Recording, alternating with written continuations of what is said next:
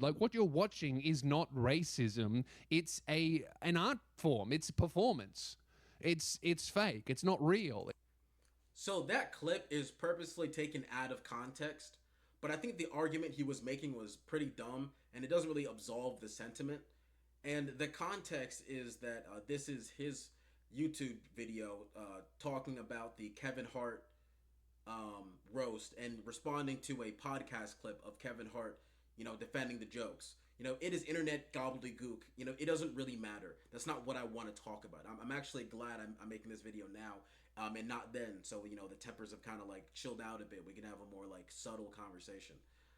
So this is Australian comedian Lewis Spears, right? And I've actually watched this guy for a long time now. And he really made a name for himself, or at least the first time that I saw his content was from him pranking the local Australian, news to like print fake stories and make fake stories that they would later have to redact and kind of embarrass themselves. And he really exposed their lazy and biased journalism. It was good content. It was good stuff. He would also prank and kind of antagonize like public meetups, especially ones that are political in nature. And anything where people kind of took themselves, more seriously than they should, he would try to fuck with them. But because so much of his content was news based and politics, of course, politics would come up. People would ask him about that, and since as long as I've been watching his content, he's always said, I'm politically neutral. I'm in the middle. I think both sides are bad. Yada yada yada. I'm a moderate. Okay, which is all well and good. That's fine.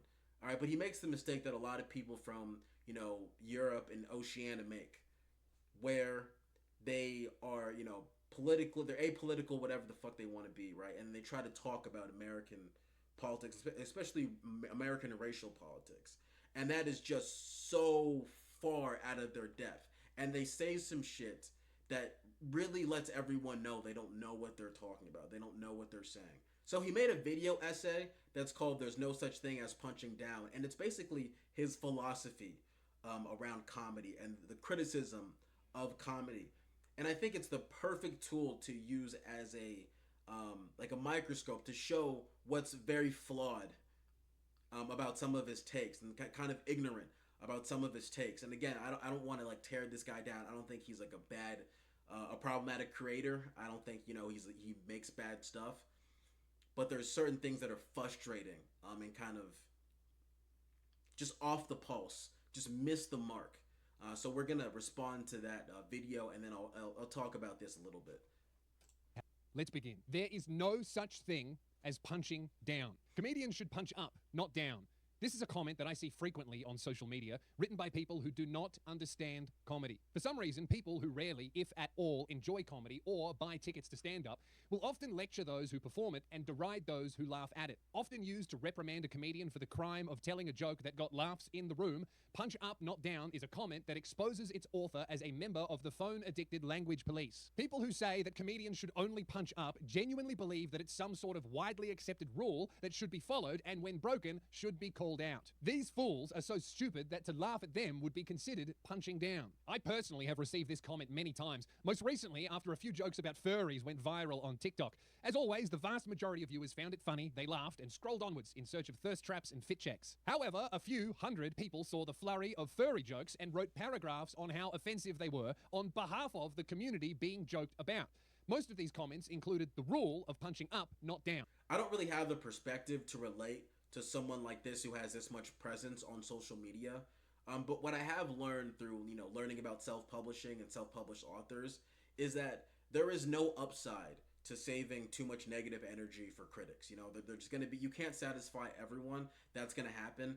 And typically the more you obsess over it and, respond and talk about it, the worse it goes for you. So it's always just seems best to, if there's real criticism, you got to separate that from the negative feedback.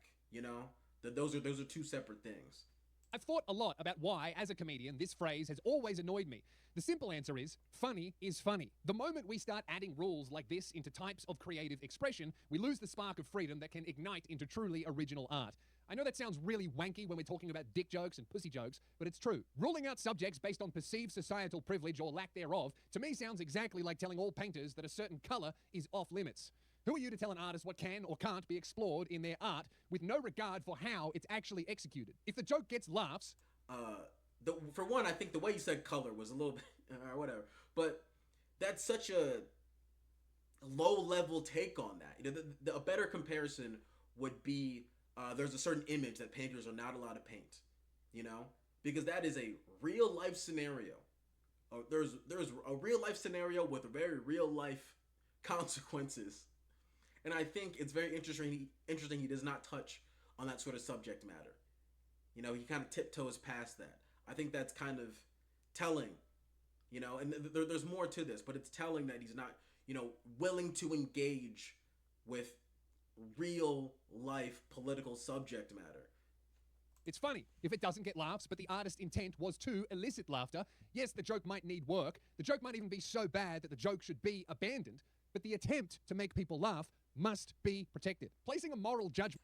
Protected from who, though? Like, who is coming after this?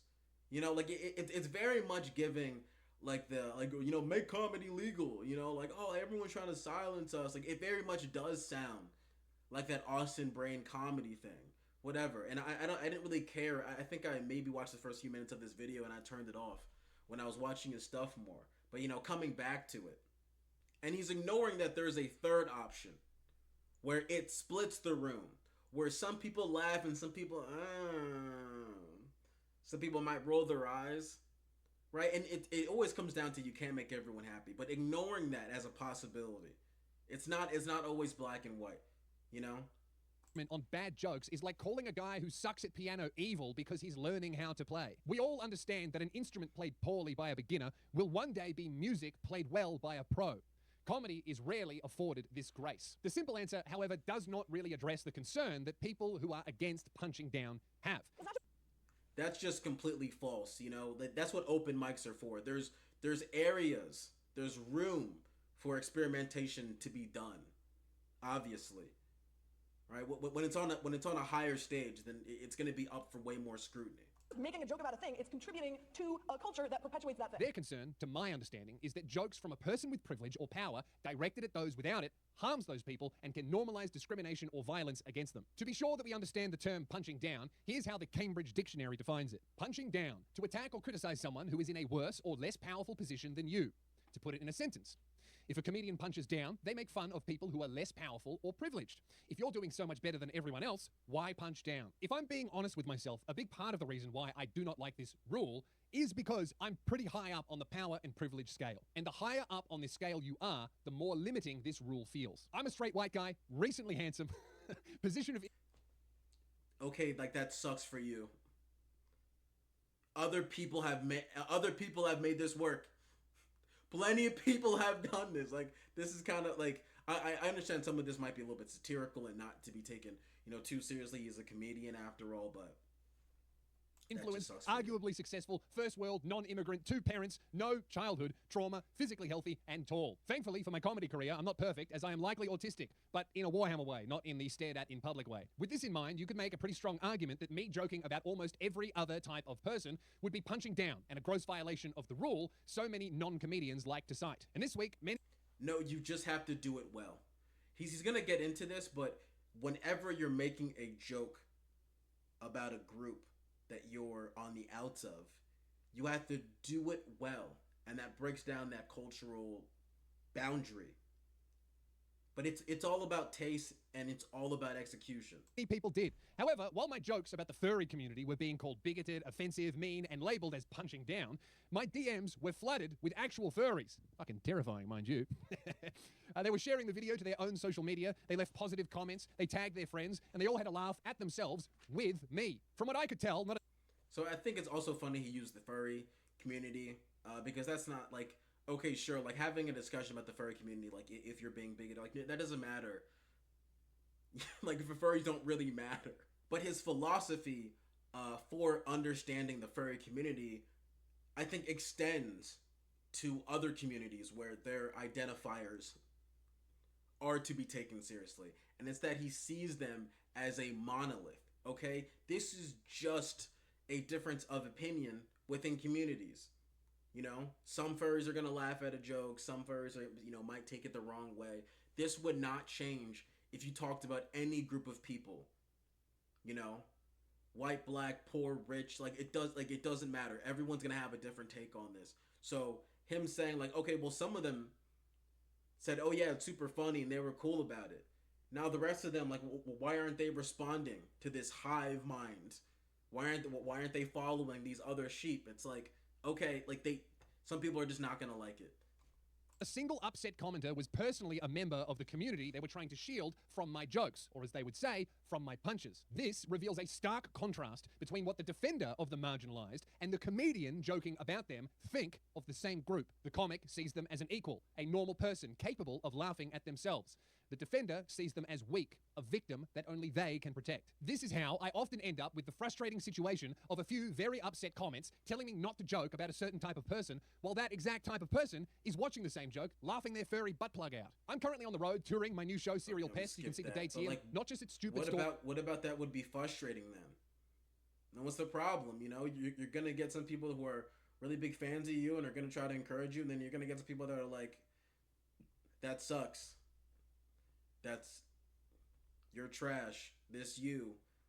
Like, come on, like... ...stories about my life, but it jokes about others in the room with them, and yes, even at themselves. What I don't see are different groups of approved or off-limits joke subjects based on an arbitrary power and privilege scale born of an American culture war that I want no part of. Races, sexualities, and disabilities ordered from best to worst by university-educated ladies. A culture war. Like, bro, shut up, dog. Oh, it's just an American culture war. Yeah, that's it. Everyone's opinions are just a big American culture war. There's not a complex web of history and racial politics that informs people's opinions and people's culture. It's just American culture war. That's it. With a few published pieces in White Guilt magazine, but little experience with real hardship. If I thought that way about people, like the few comedians who shackle themselves to this rule of never punching down, I would be completely unable to make anyone laugh. And I understand the emotion behind not wanting people to mock certain things, but nobody ever just comes out and says, making the news. Oh, don't joke about the trans community. Have you seen their rates? Don't joke about the gay community. They're pathetic and weak. They won't be able to handle it. They're far too fragile. Can you see how discriminatory that sounds? As an almighty straight white male, I rank much higher than women on the power. On the second go around, his argument is more mind-boggling because he doesn't even touch on the fact that, there was an annoying, frankly, trend in stand-up comedy, like big comedians and their specials with trans jokes. And so much so that there was internal pushback. And, there's been more recently some backtracking on that, with comedians that took part in that. And this video is like a year and some change old. But shit, it feels a lot older than that. Like, this feels like old news. And I think it's funny, but it's not funny. The way that there are a few examples, there's a few points where you could really dip into some, like, real life events. But he just doesn't. And really, like, Jim Norton debating some fat chud on some satirical, like, show is your best source. There's no other clips you want to throw in there that are more relevant. And privilege scale, and also with intelligence. Yet every time I joke about women at my shows, I see them light up. They nudge their boyfriends or their girlfriends and they say, "That's me." Stupid women. Don't they realize they're being punched? 2 weeks ago in Sydney, I performed in a gay bar as a comedian. I didn't know it was a gay bar, all right? I wasn't performing as a drag queen. There were lots of drag queens there. They were performing upstairs. But look, the point is, the front row from left to right looked like this. Muslim couple, Christian with a cross, autistic kid with his father, trans lesbian couple, one immigrant. I surveyed everyone on the way in. According to this rule I'm frequently told to adhere to, there would be no way for me to do any sort of crowd work without punching these weak, defenseless victims from my heavenly perch above them. Maybe the Christian could cop it, but his cross looked like it was steel, not silver, so he could have been poor. Better safe than sorry. Instead, I dove into row 2. First guy I spoke to, Indian guy on crutches with brain cancer, a rare form of heart disease, and a skin condition. I had no choice but to apologize to the audience, end the show, and promptly kill myself. I'm kidding, of course. Instead of spontaneous suicide, I went in on the guy. I joked about him, his country, his illness, his brother who wasn't ill, but was still Indian. I went in on everything about a man who sat as far down the bottom of the power and privilege scale as one can without being born in Gaza. What about you? Long story. Cancer, open heart surgery. It's boring, brother. Tell me something funny. You can actually watch that joke in full on this video, which is on my channel right now, and you'll be able to see what I'm about to talk about. Do you know who pulled back a little bit from these jokes? A small section of the audience. You know who did not? The guy I was joking about. He laughed, threw in a few of his own zingers, and afterwards thanked me for making fun of it all. I do not think the things I was joking about were funny. I don't. In fact, My family has been personally touched by violent tragedy.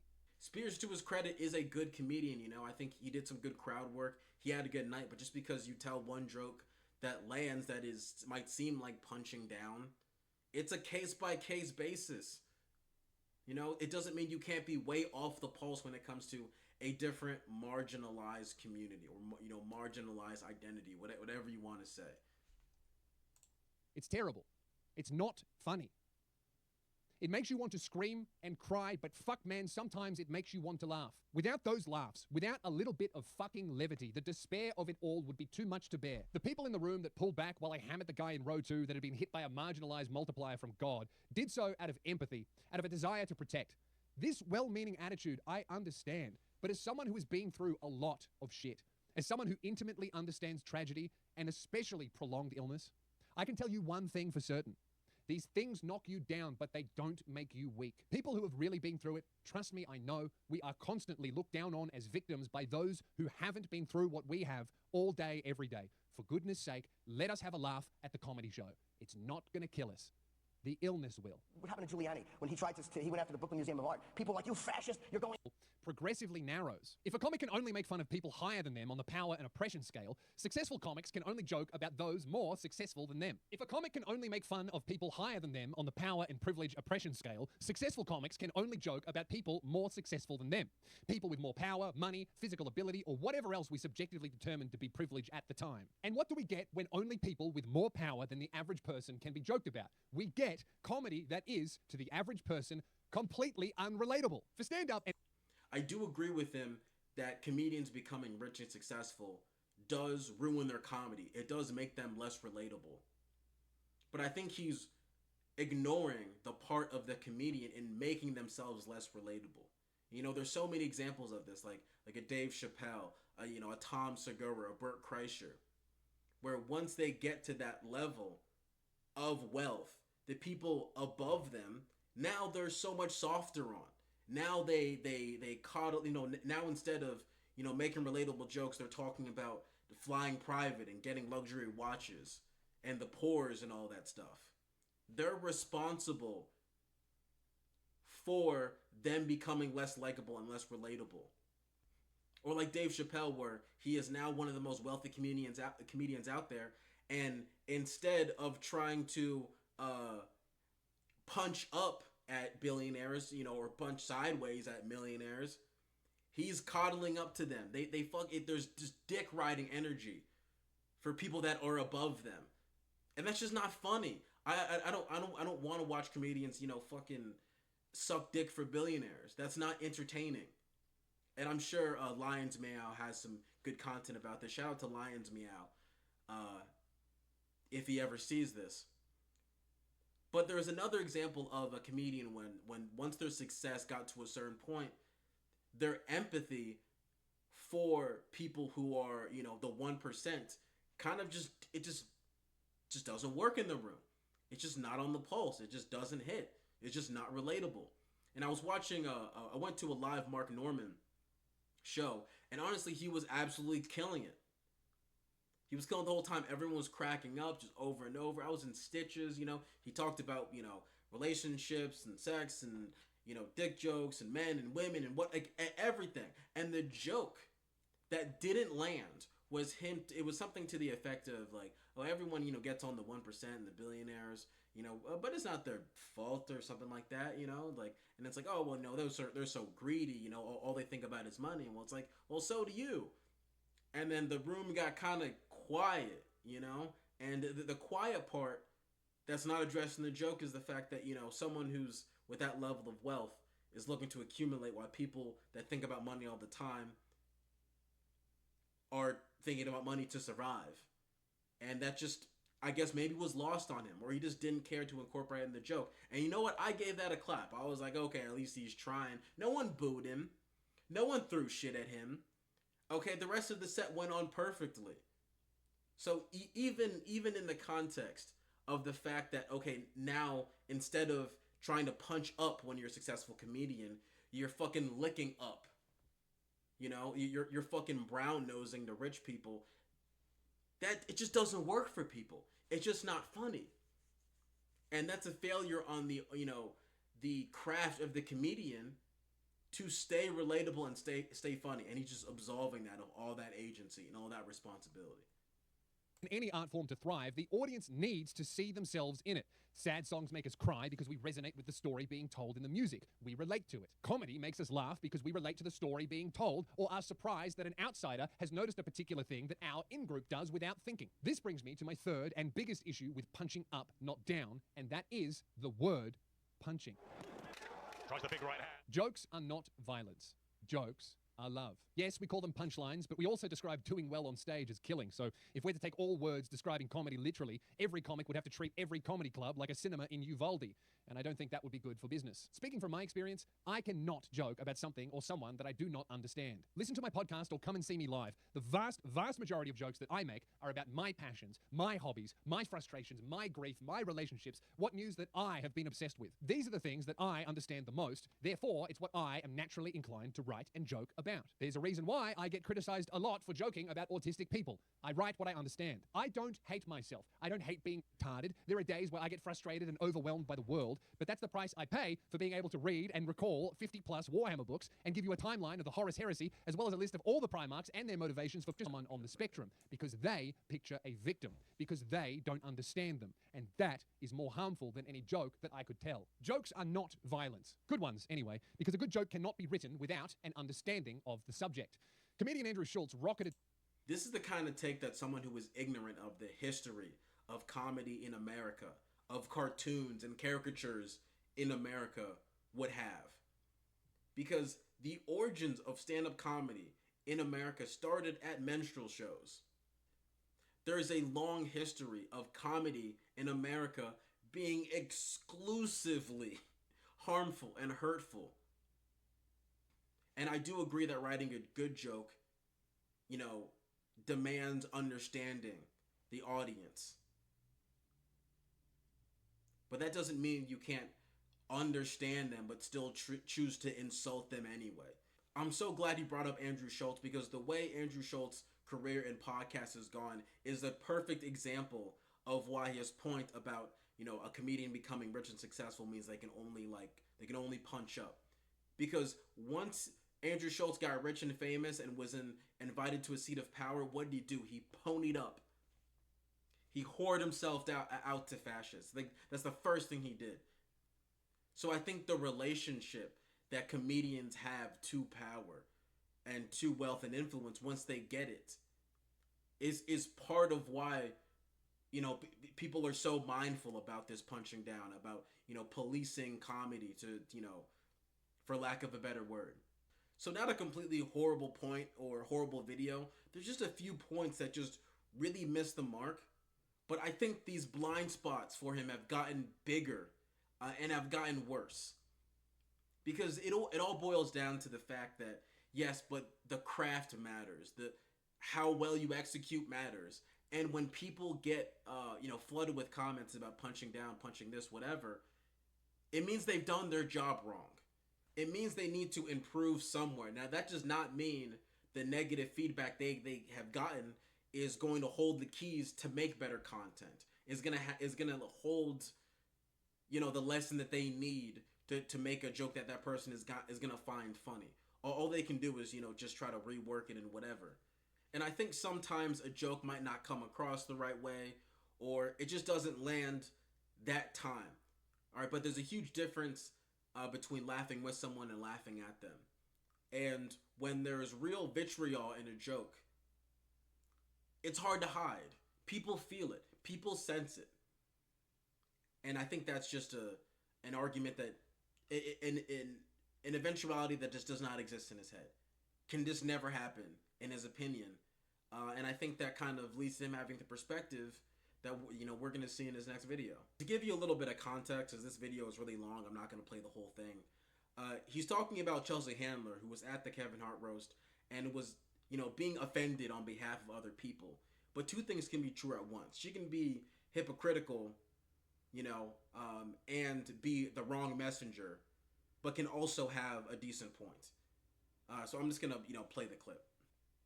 Folks told about him, and to tell everyone to shut up because they're being annoying about being offended. Yeah, the George Floyd joke, it wasn't a tasteful joke to our culture, to our audience, but our audience that's watching the roast, if you're watching the roast, you get why they're doing it. You get why the racial humor is on the table. Like, it's not, I wasn't shocked.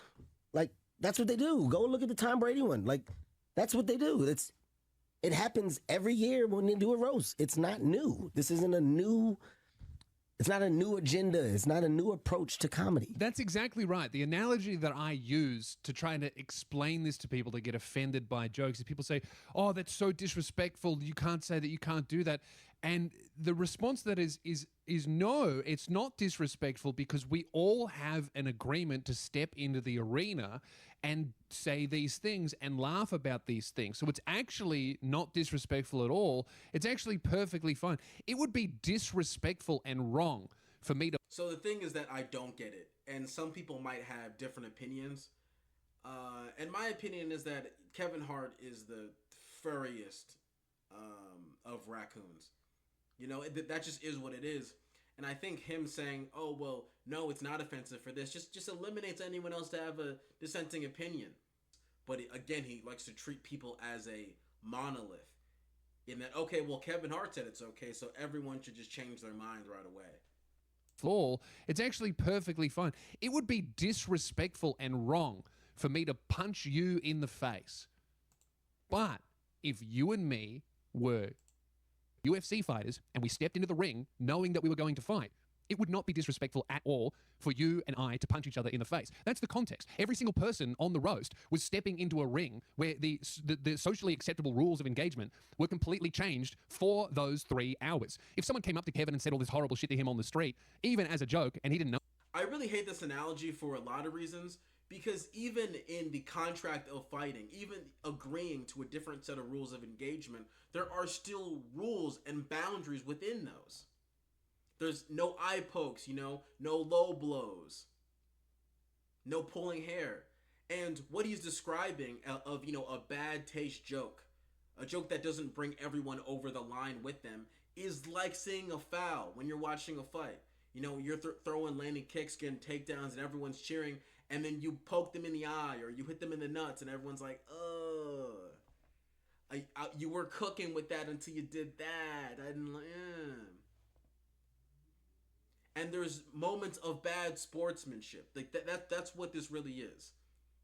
A poor taste joke is like poor sportsmanship, where, you know, you can pretend to go for the dap before the fight and fucking try to clock them or take them down.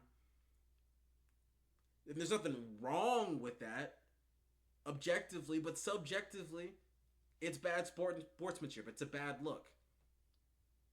And I also hate this take because I actually train. Okay, I actually, you know, roll. I actually compete. I got a blue belt that I bring to the open mat, you know, once a week. I actually know ball when it comes to this.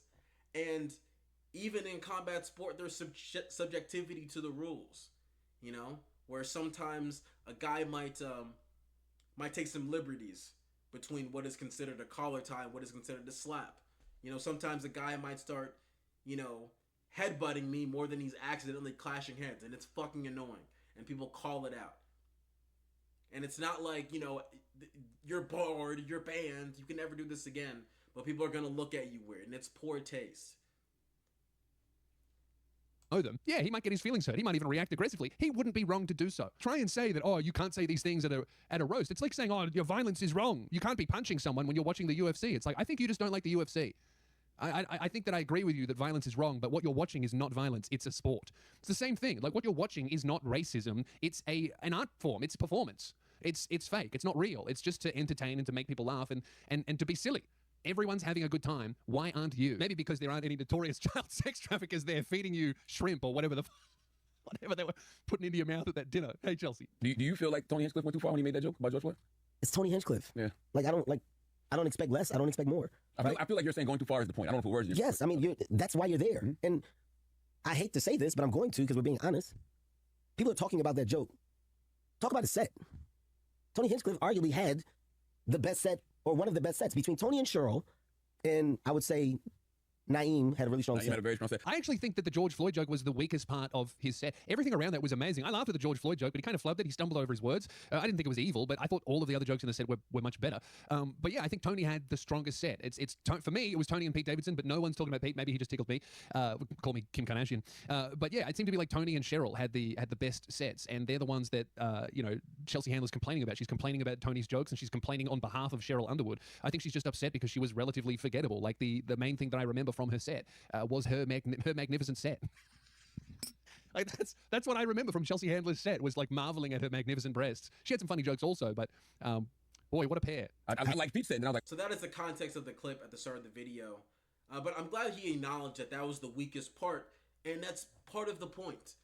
That's the punching down of it. When it's lazy and it's just not good, the audience is not cheering for you for good reason. It would be the equivalent of seeing someone fight like shit, have a horrible performance in the UFC, and then they fucking cheat too. And it's just like, get them the fuck out of here.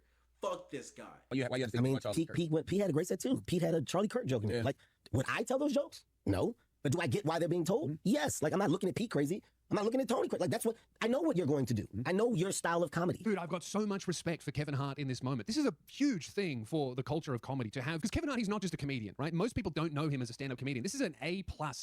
I know what you're going. A+ movie star. This is like one of the most famous people on planet Earth, who's got endorsement deals, brand deals. He's the face of so many products and companies and financial institutions and so many like safe businesses that don't want to rock the boat, that can't afford to offend large groups of people. And he's coming out and defending the most abhorrent jokes, the most offensive jokes that have been told this year. Kevin Hart is standing behind them and saying, it's okay. I'm not going to apologize. I didn't tell them. They were said at my roast, but I'm okay with it. I wouldn't say them, but I'm not offended. So the framing is that these jokes were at some point, under threat of being silenced when they never were. They still aren't. It's just the discourse of people saying like, okay, maybe you should have thought, should I say this and not can I? That's really it.